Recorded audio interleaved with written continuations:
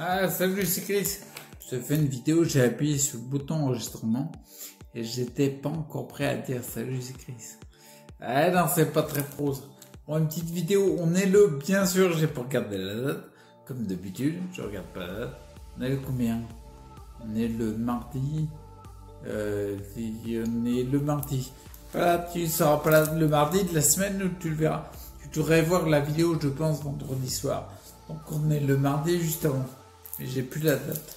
Ah, ça va m'énerver ça. Attends, je te bouge un petit peu. Ouais, donc du coup, je t'appelais. En fait, je te faisais une vidéo au journal de bord pour te dire un truc. Je fais pas une vidéo pour rien. Tu sais très bien que je t'ai dit plusieurs fois que j'avais remarqué qu'il y avait de la reconstruction nerveuse. Et j'ai une sensation à chaque fois. C'est marrant parce qu'à chaque fois c'est identique. Quel que soit le pourquoi de la reconstruction, dès que j'ai de la reconstruction, c'est toujours pareil. Je sens qu'il y a une sensation meilleure au toucher. C'est assez surprenant d'ailleurs parce qu'il y a une phase où je ressens, là je la ressens plus.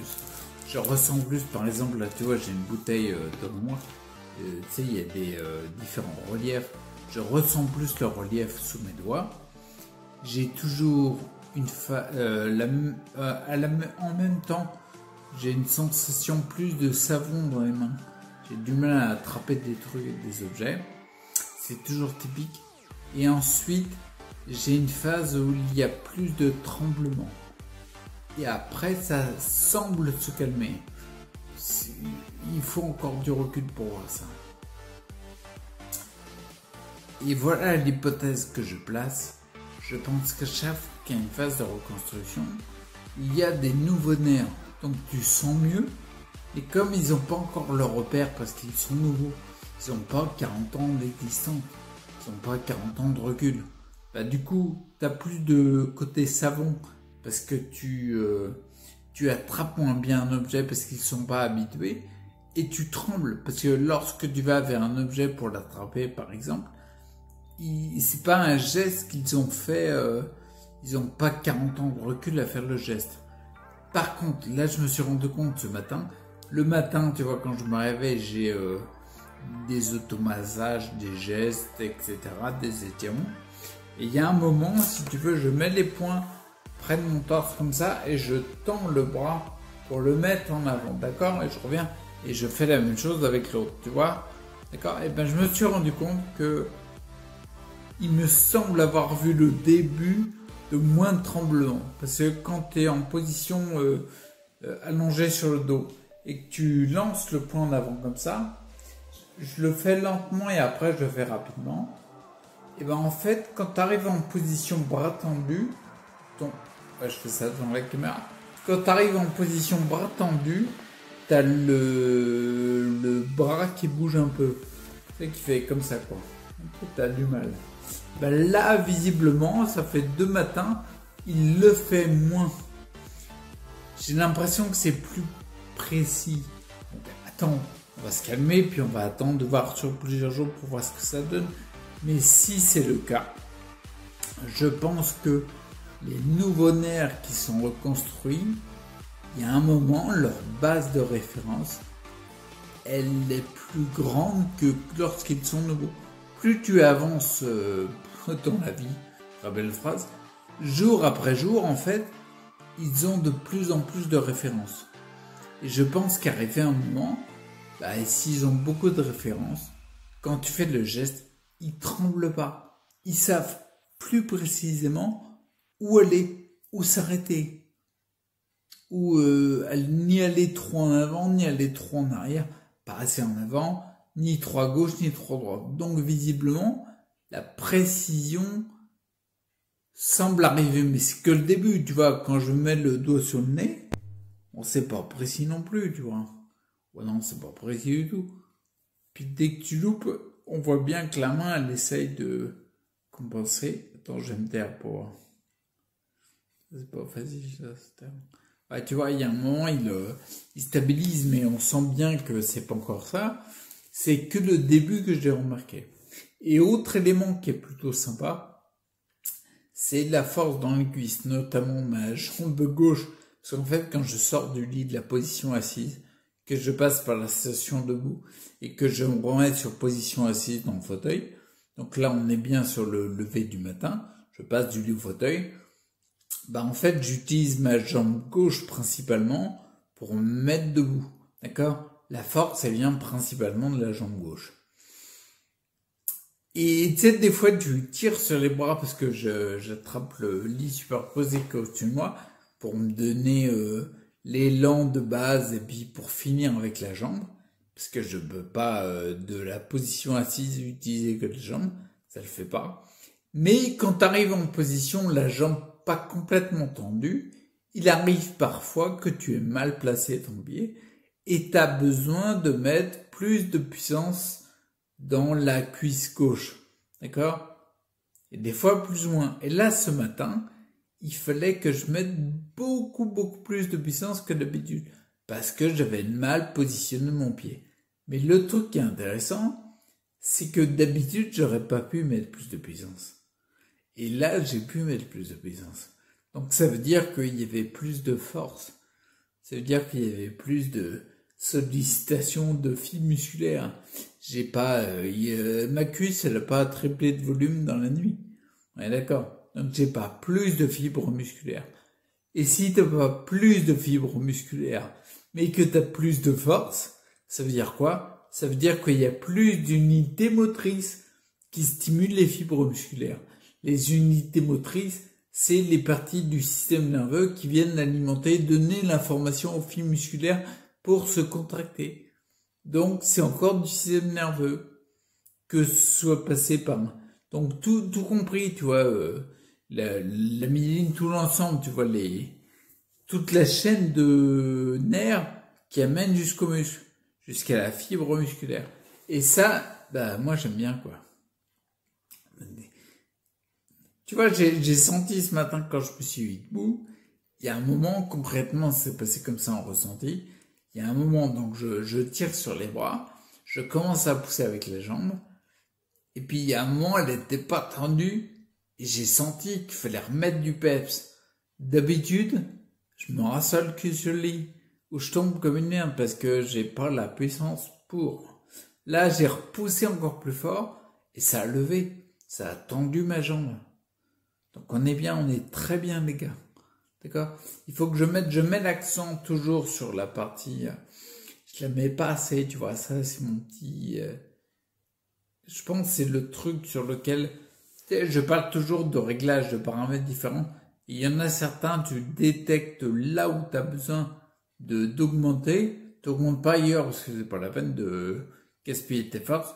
Mais là vraiment concrètement au niveau des exercices, il faut que je me concentre sur la partie abdominale et bas des abdos bassins plus fortement. Donc j'ai mis des exercices. Je me mets en extension sur les bras en m'appuyant sur les roues du fauteuil et je balance mon buste d'avant en arrière. Avant, je le faisais avec les muscles des bras, parce que je tirais sur les bras, etc. Maintenant, je le fais uniquement avec les jambes et le bas des abdos. C'est plus difficile pour moi de tirer sur les abdos, de les contracter, parce que concrètement, il y en a pas beaucoup, quoi. Mais il y en a un petit peu plus depuis que je suis à une semaine, là. Ouais, j'entame la deuxième semaine en ayant régulièrement 3 séries de 10 pompes, 10 demi-pompes quand t'es sur les genoux. Et je sens qu'en les faisant, je prends plus de tonus dans le bas-ventre. Donc là, quand je suis en extension sur les bras, sur les roues du fauteuil, concrètement, je contracte les abdos pour mettre mon buste en avant et je pousse sur les jambes. Et je sens mes jambes. Je sens que je pousse sur mes jambes. C'est pas une poussée de ouf, mais je m'en fous. Je sens mes jambes. Donc j'en ai rien à craindre. Mais tu peux pas savoir à quel point je m'en fous. Ouais, c'est ridicule pour à peu près 99,9% de la planète. Mais je m'en fous. Je sais pas comment dire, je m'en fous. Donc voilà. Donc c'est juste, c'est tout ce que je voulais dire. Et puis, je regarde en même temps. Ça m'a perturbé en fait parce que je viens de voir un piaf passer. Ouais, on a 2 minutes, je te raconte l'histoire. En fait, on a fait l'erreur monumentale. On a été cool et on a mis des graines. C'est des morceaux de cracotte, de je sais plus quoi, ouais, parce que je mange que des cracottes, pas de pain, pas de gluten, attention. Donc du coup, on a mis des cracottes, puis mon fils, il a eu la riche idée de mettre une boule de graines pour les piafs. C'est sympa comme ça, tu vois, les oiseaux, quoi. Manque de peau, tu vois, on a une table de salon, c'est là-dessus qu'on a posé les graines. Et j'ai la fenêtre pile en face de moi. Et de l'autre côté du terrain, j'ai des arbres, des chênes en fait. Et en fait, avec le soleil, il se trouve que les chênes se reflètent dans la fenêtre. Tu vas me dire, c'est pas grave. Oui, c'est pas grave. Mais les piafs qu'on avait là, c'était pas les plus fluides. Tu me dis ce que tu penses. Il y a le reflet des arbres. Donc lui, il croit que c'est des arbres. C'est ce qu'il fait. Il prend son envol, il part de la table, il fonce vers nous, vers la fenêtre, quoi. Il croit que c'est des arbres. Problème. Et il se prend la fenêtre, mais en pleine poire, quoi. Et la tête baissée à fond dedans. Puis il a été direct, hein. Il a pris son envol, bec en avant et tout, il a foncé. Alors tu vas me dire, bon, c'est une mésaventure, le pauvre. Mais le pire, c'est qu'il l'a refait, quoi. Alors attends, il se prend la fenêtre, il se remet sur la table, il prend une graine, histoire de bouffer un peu, et il revoit en face, il refonce vers la fenêtre, pensant que c'est des arbres. Alors tu vas me dire, ouais, il l'a fait 2 fois, c'est bon. Non, il l'a fait, mais je sais pas, 100, 200 fois. Il a ruiné la fenêtre, il l'a complètement dégueulassé quelque part. Il continuait. Il se prenait la fenêtre, il revenait sur la table, il regardait les autres des arbres, il fonçait, il se prenait la fenêtre, il revenait sur la table. Il regardait des arbres, et il fonçait, il se prenait la fenêtre, il revenait sur la table. Il a fait ça un nombre de fois incalculable. C'est pour ça que je dis que c'est pas le plus fut-fut. D'ailleurs, celui-là, on l'a appelé gros sac. C'est un peu péjoratif. Déjà, il est un peu gros. Ok, d'accord, les oiseaux, ils gonflent leurs plumes, on est d'accord, mais il est un peu gros quand même, quoi. Je pense que, au niveau bouffe, c'est un des premiers. J'avais connu un rouge-gorge, Roger, qui s'appelait, on leur donne des prénoms un peu n'importe comment. Bref, qui était aussi gros. Ouais, c'était le même gabarit. Roger était plus gros. Roger, le rouge-gorge, il était plus gros que gros sac. Et les autres qui étaient fins, il y en avait 2 autres qui sont venus à côté de gros sac. C'est lardon et merguez. On est un peu en mode viande, si tu veux. Ouais, on est un peu viandard. Désolé pour les véganes. Hein. Bon, mais c'est lardon et merguez de piaf.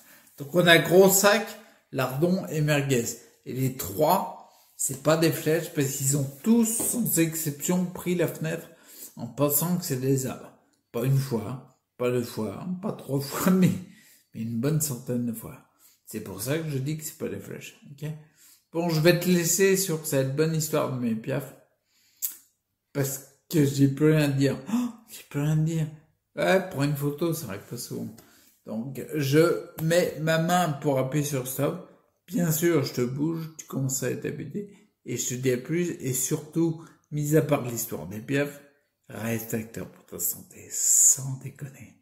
Parce que quand ça se reconstruit, c'est trop bien. Je pousse sur mes jambes, je les sens. Rien à foutre.